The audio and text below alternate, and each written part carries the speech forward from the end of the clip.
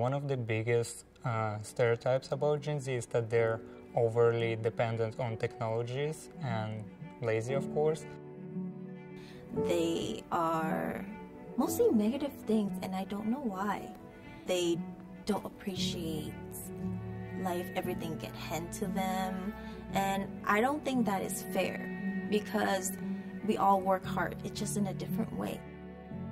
People say like Gen Zs are weak-willed, you know, don't have any ambition. Like, man, I feel like I feel like it's complete man. Like, I feel other generations calls us like crystal made, but it's because we're actually raising up our voices and saying like, hey, this is wrong, stop.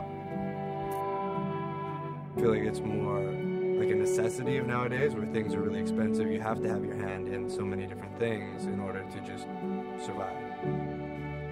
I feel like now, like Gen Zs, especially the younger ones that are going up to, you know, around my age, like 20, I feel like they've been the most ambitious people that have been for a while now. I want more, and I always want more for myself, especially now with a kid. I want to have a better home, a better job. I'm very proud of where I am, but I know that I have a lot more to go. I was born to respect others, I was born to love you, I was born to love myself. I am a Gen Z and I'm a photographer. I am Gen Z and I'm all over the place. I am Gen Z and I just want to have fun. I am Gen Z and I am an artist. I am Gen Z and I prove you wrong. I am Gen Z and I am love.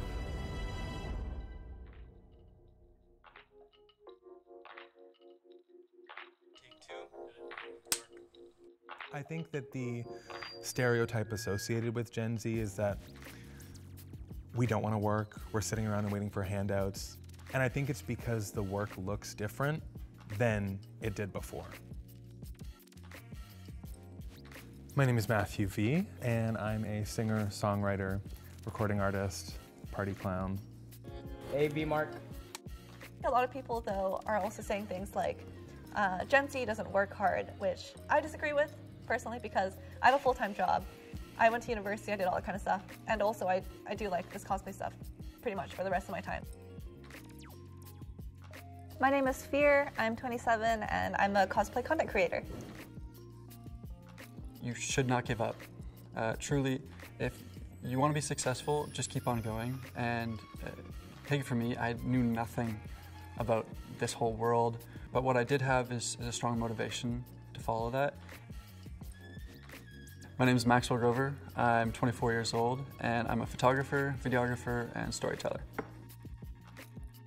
10 years of classical, operatic, musical theater, jazz vocal training when I was a kid. So from 7 to 17, I trained outside of school with a private teacher in voice. And then I did 1 year of a 4-year program of post-secondary school in music. Went to a contemporary music school in London, England.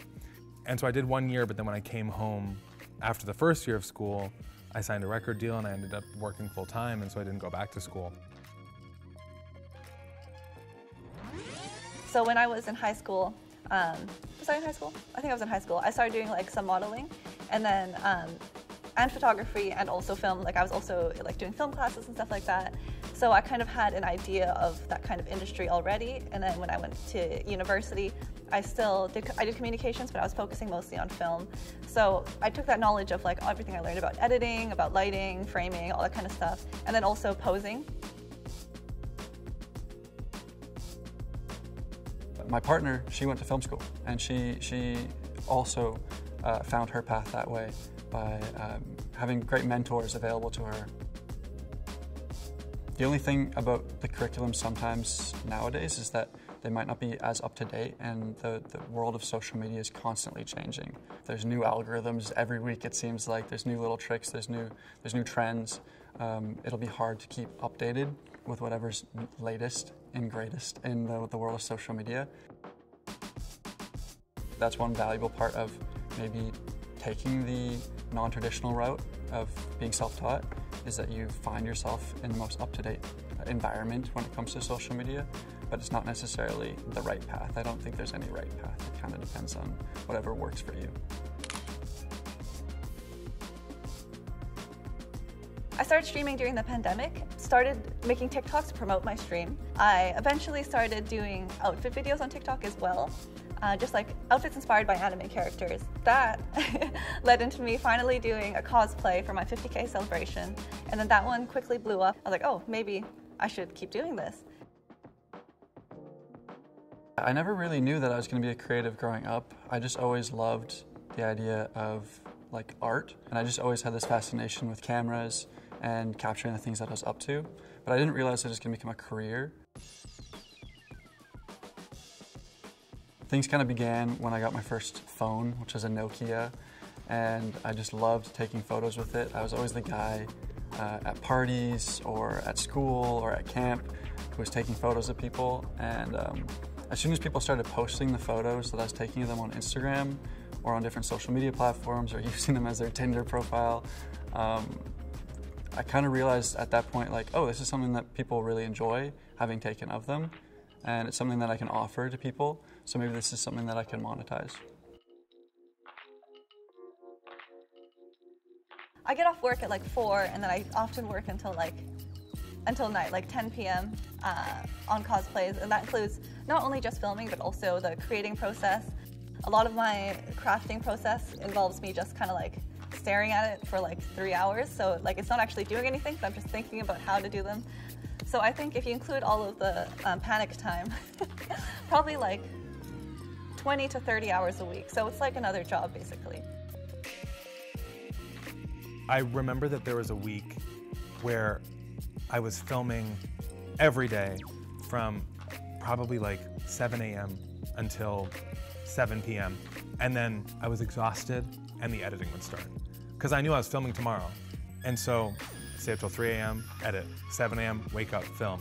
7 p.m., start editing. And I got violently ill. Like I couldn't even like function on these trips that I was on. And I was not getting back. I was not sleeping. I was just trying to overproduce, bank all the content. And I'm happy that I did it now. The amount of time that you commit to something is what sets you apart from other people who are also trying. Giving it as much as I possibly can gives me that upper edge to always be ahead of trends or always be on top of what's new, what's relevant, whether it's a new camera that's coming out or a new song that's going really viral. Ever since I pivoted and I embraced the fact that social media content is where it's going to live, I've seen the snowball continue to roll from that. I remember the first time anybody paid me for a photo shoot. That in itself was really exciting, to see that people would actually trust me with their money to create something for them. Before that, I'd taken photos for probably 100 people for free. So that moment was really pivotal. The next moment that was really important in my life cycle or my career as a creative was when I trusted myself and booked a flight to Indonesia. That was me really committing to doing this thing, and landing in Indonesia, knowing nobody, not having a place to stay, with just my camera bag and a suitcase full of clothes, is a moment I'll never forget and shaped me in a way that at the time I didn't realize it would. What I think are my best songs, honestly my most successful songs, are me pacing around my bathroom with my voice notes open right here, and I'm just humming. And then I'll hum for like 4 or 5 minutes and I'll listen back. And I'll try to pull out the moments that I think, okay, that sounded good, and then I form a bit of a song that way. Or it'll come at the least opportune time. I'll be at the grocery store and I have to stealthily hum into my jacket, standing beside the mangoes, and get some sort of a semblance of a song idea.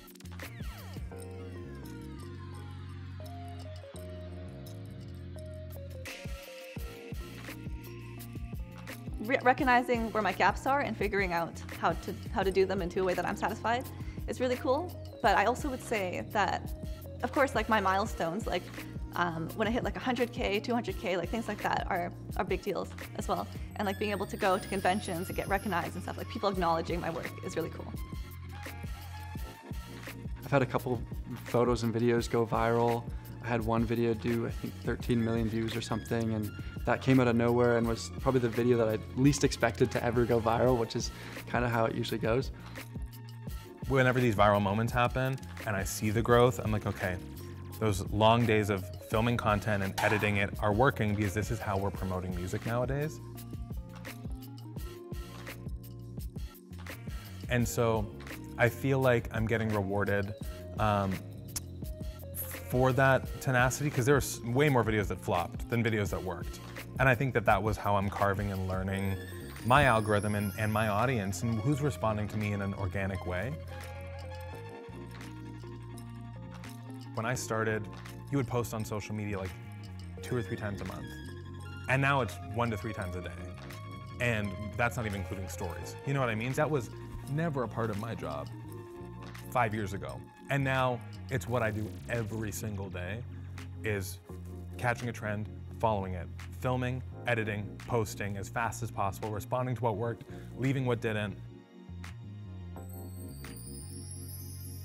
Social media can definitely affect me in some ways because I'm on it so much, I'm reading the comments. In some ways, like, people can try to be toxic about it. Lately, my health has been degrading a little bit because of being so busy. This is pretty bad, but I often skip meals or don't get a chance to eat or go for groceries.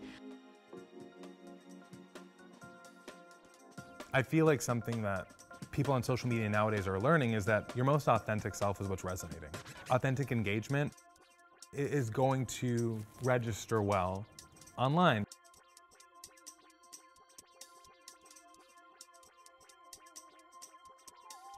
Another thing that I have done sometimes is I use AI to generate an image of like what the character could look like in real life so I can get inspiration. AI can be a really helpful tool as well, whether it's for photography editing or video editing. There's a lot of AI tools nowadays that assist that and make my job easier. I definitely see how there are benefits to AI and how there are setbacks as well. They definitely help me a lot in terms of ideation, so I think it's great to get a general idea of what you want to do and build off of it. My fears or like worries, I think cosplay, it's not as much of an issue, but I still think that you can't replace the jobs. You can't replace the people and like their own creativity. A lot of people are scared about AI, but I in fact think it's a great thing. There's definitely fears to be had, I guess, about like the Terminator situation, but beyond that, I'm much more optimistic about the use of AI, especially when it comes to what I create. AI can be a really helpful tool as well, whether it's for photography editing or video editing. I think that it's a super helpful tool with how fast it's moving to be able to expand the barriers of a photo that I just took that, you know, I didn't get it as wide as I wanted it to. Great, AI is so helpful for that. I remember looking at the new Beyonce artwork and I was like, that's AI and that's sick. Whoever did that, I was like, I would love to be riding on a horse without having to be riding on a horse. And so I think that it frees up people's creative limitations as to what's possible. And I think that it's also this extension of the arm of creativity, let's say.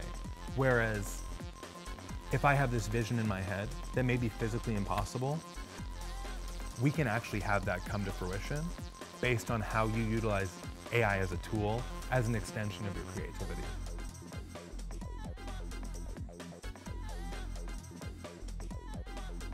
The way I keep motivation is, for one, I will often watch like the anime or something that I want to cosplay from, and that kind of gets me excited. Learning about the characters and their stories makes me want to like, it gets me hyped up.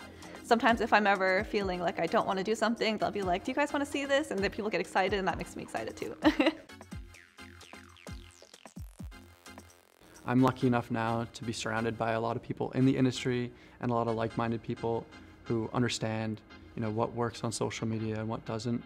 And that speaks to the power of having a network. You are more capable than you think. There are so many resources that you have available to you that you can utilize that maybe you haven't realized. There's things like you can borrow from people, you can create things on your own, you can use the stuff that you already have. You don't need to be spending a bunch of money just to create content. A lot of people do it on their phones with natural lighting, completely free. Well, you have to pay for your phone, but. I think we're also a generation that had the ability, or even just put our foot down and dug our heels in on choosing to pursue passions. maybe previous generations are upset that they were shown a different path, that choosing your passion as a potential career was not as widely accepted as it is now. But I think that that's also because a lot of Gen Z has fought to not spend our lives doing things that we don't want to do, that we've kind of rewritten that script a little bit. I think Gen Z are the kind of people who are able to synergize that kind of like different perspectives while also being creative in a non-forced way. You're way more likely to follow a dark, treacherous path or a steep mountain if you know that at the end of the mountain or at the end of that path is a beautiful view or whatever you've been looking forward to. So make sure that you have those goals clearly set. Make sure you have a shining star that you can look forward to. We're never going to get everyone in a room agreeing on the same thing, including about yourself and what you're doing. So as long as you love what you're doing, I guarantee you there are more softer, supportive voices than those really loud, harsh ones that might be speaking up against what you're doing. I'm Gen Z and I'm a cosplayer. I am a Gen Z and a storyteller. I am a Gen Z and I just want to be me.